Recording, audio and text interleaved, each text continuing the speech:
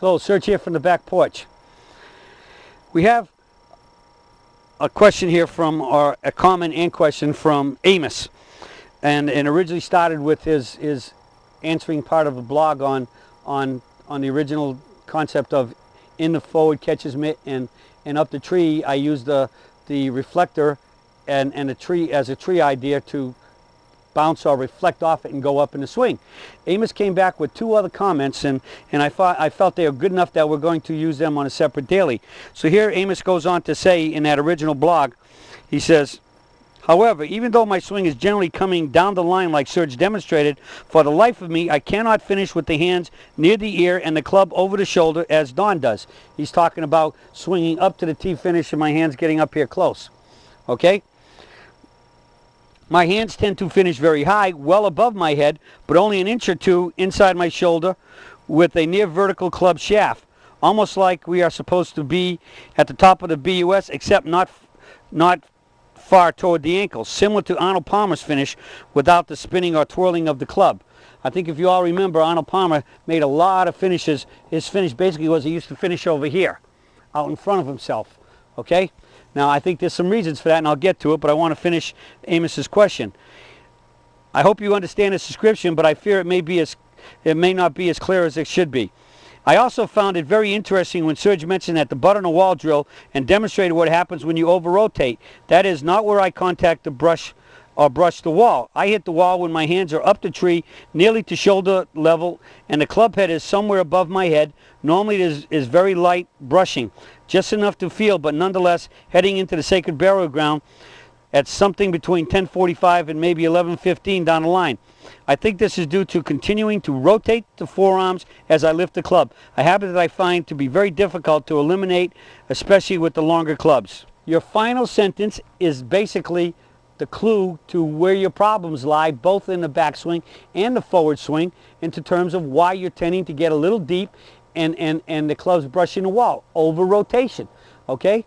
So as soon as you start over rotating, the club is going heavy, which means if I'm up here on the wall and this wall is all the way up here and you're doing a pretty good job, but at the last second you're either letting it over rotate too much or you're letting it drift in, you're letting your arm drift a little bit past inside your toe line. Okay? And so conversely, if you go deep on this side, you'll very likely go a little deeper on that side. Because what goes around comes around, as you remember that Sergism for the swing. So I think you're right. It's definitely over rotating. So let's cover a little bit more exactly what controls the amount of rotation you get, and then in terms of the arms and the club head, and as well as your body. So when we go in the forward, in the backswing, into the catcher's mitt and up the tree, I'll go from this side. Once I get into the catcher's mitt right here, right about here, my hands and my forearms are going to start firming up, because at this point something has to stop this club from rotating. The club is in motion.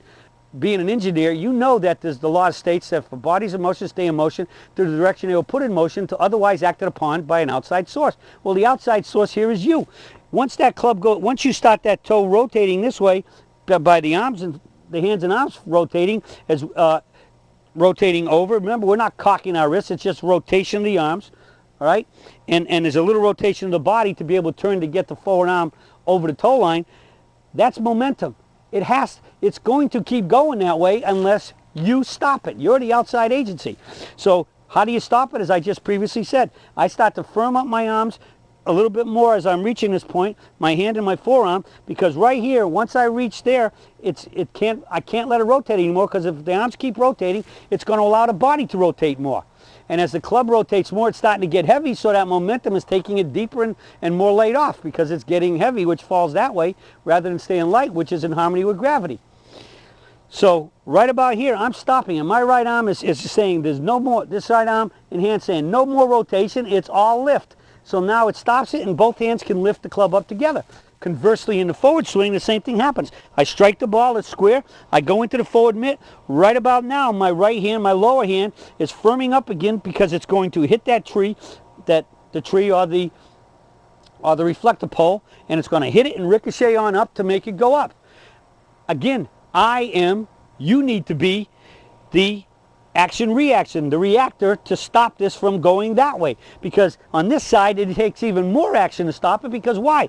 We're going a heck of a lot faster through impact and exploding up to the finish. So there's a heck of a lot more momentum in terms of the rotation of the arms and hands this way, and the rotation of the body, that has to be controlled and stopped at the right time and made to go the right way.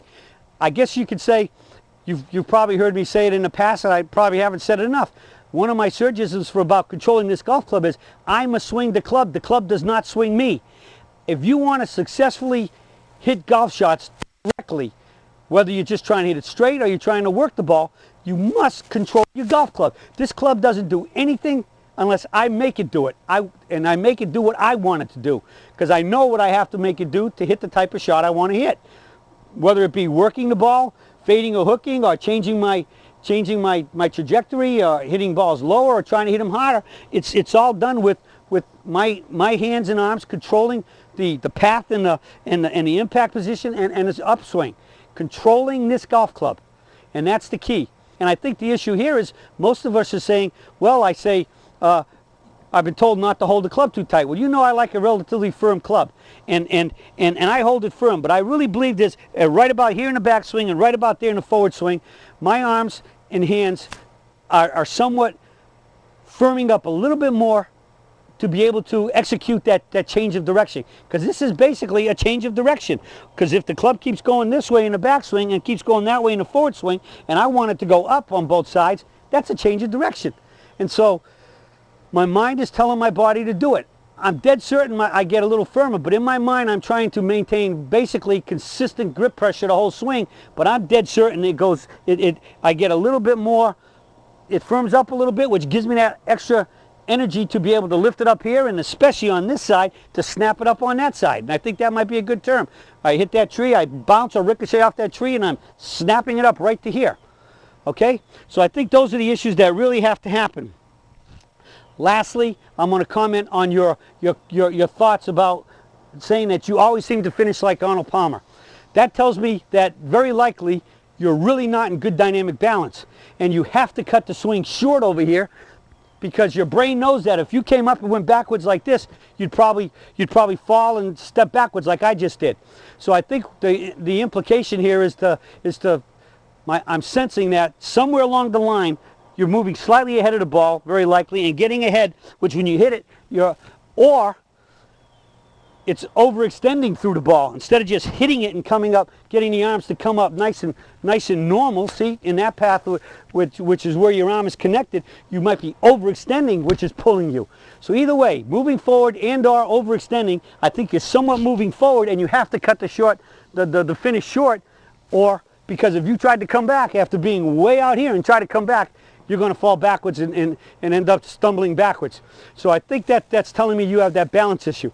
So the answer, I think, is just to make sure that you swing up more naturally. Don't overextend staying low or overextend staying wide.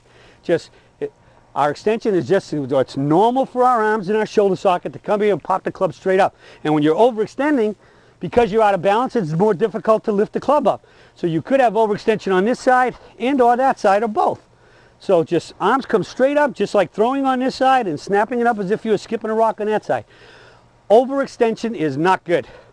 So I think you get the proper move through here and just swing it up faster. You find you'll be able to get to that finish and get rid of that very quick stop at the top where you have to slam on the brakes. Again, looking like Arnold Palmer. It worked for him. But who knows? Maybe he would have won a whole lot more, and if he would have been in better balance. Because definitely, I think Mr. Palmer was struggling with balance there. But he was extraordinarily strong, tremendously strong hands and forearms, and he pulled it off at the right time. And he was always still accelerating through there and put the brakes on. So he certainly had a great career and played great golf. So we can't argue that point, other than the fact that I probably would have suggested exactly what I just told you. Don't overextend and get up to the finish. Just swing it straight up to the finish, and I think he would have had a much more balanced finish, as you can have if you do that. All right, well, that's it for the search for today, and I'll be talking to y'all again soon.